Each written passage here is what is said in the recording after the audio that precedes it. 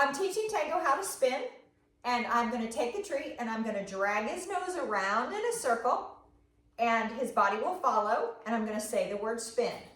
Tango, ready? Spin. Yes, good boy. Tango. Tango. Spin. Yes, good boy. Good boy.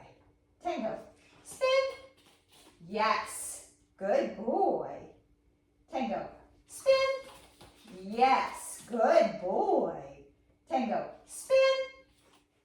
Spin. Good boy. So I'm just basically turning him in a circle with a treat in my hand. Tango. Spin. Yes, good boy. Tango. Spin. Yes, good boy. Tango. Spin. Good boy. Tango. Spin. Good boy. He's getting the hang of it. Tango. Spin. Good boy. Tango. Spin. Spin. Good boy. Okay, so you only want to teach one direction at a time.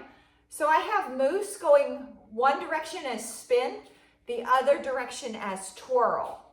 So teach one direction, get that solid before you teach the other direction so that you don't confuse them. So keep that one direction going and you're going to work that for a while, and then you can teach the other direction after it gets solid. So I will show you the progress that we've made in the next video. Good boy. What a good boy. What a good boy. Get it.